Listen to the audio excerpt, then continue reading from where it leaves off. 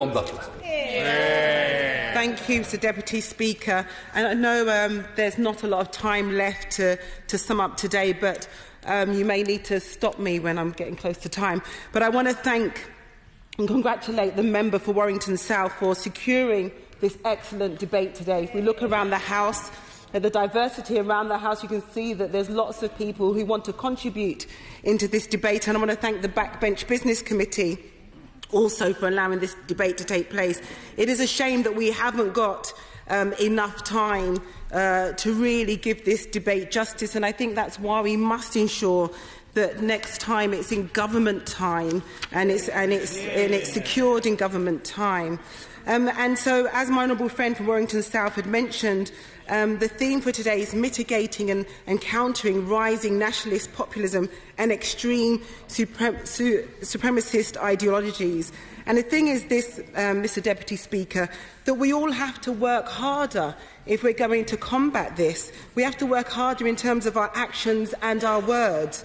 Do we say things that's inclusive, or do we say things that is dismissive when we speak? Is the environment that we create, is it embracing or is it hostile? And why is it important? It's important because if we create a hostile environment, what we do is we fuel hate and we fuel right-wing ideologies. And what we have to do is we have to underscore the populism in its dangerous forms on both the left and the right. National populism must keep sight of the ways that multiple intersecting identities transform the experience of racial discrimination. And, Mr. Deputy Speaker, the member for Bradford East, and there's some great speeches today across the House, talked about the young right-wingers and the growth of young right-wingers and how dangerous they are. And I do just want to take a moment to talk about Dylan Ruth, 25, who shot 9 black people dead in a church. Yep. Alex Fields, 20, who killed Heather Hayes. Robert Barnes was an exception. He was 46, and he killed 11 Jewish worshippers in a synagogue. Brenton Tarrant, 28, was responsible for the Christchurch, New Zealand shootings that murdered 50 people and attempted to murder 39. Thomas Marr, who shot and killed my friend and our friend in the House, Joe Cox.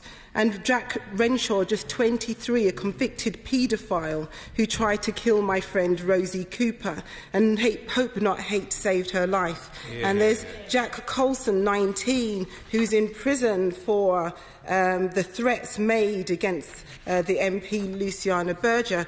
And Mr. Deputy Speaker, these are all young, white, right-wing radicalists. And both here in the US, we have sadly witnessed a surge of intolerance, a growth of far-right and increasing hate crime towards minority communities. We must not become complacent in the fight for equality or allow any of our hard-fought rights to be rolled back.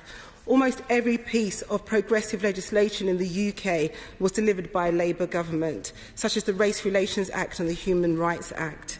Meanwhile, current legislation means that people can only bring discrimination against one grounds of their identity, and we must do better. Section 14 of the Equality Act must be enacted so we can bring forward cases on multiple grounds of discrimination. But while there are challenges, it's important to debate and celebrate our diversities, as most people have used this opportunity to celebrate in their own constituencies. But we must strive not for tolerance in society, but for acceptance. Too much have we talked about tolerance. And, Mr. Deputy Speaker, as I said, I know time is very, very short, but the words and the language of members of this House is so important. The N-word is never acceptable. I'm still waiting, Mr. Speaker, for an explanation as to why the N-word was used at a particular meeting. As I say, we must be very careful. We must be exemplar in our attitudes in this place. Nationalist and populist governments often deploy a range of tactics to disenfranchise groups portrayed as outsiders, including racial and ethnic minorities. As a government, we have to do better, Mr Deputy Speaker.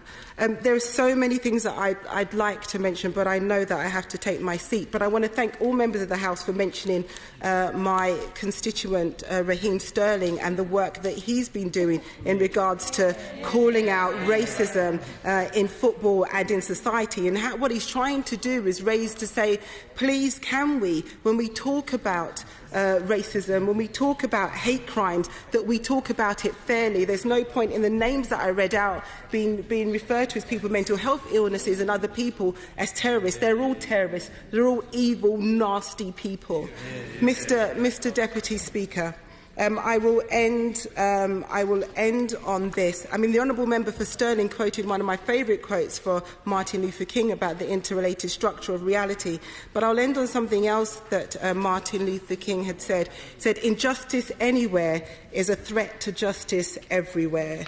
And he also said, and I hope that we can take a bit of this away with us today, Mr Deputy Speaker, is that love is the only force capable of transforming an enemy into a friend. Baldwin.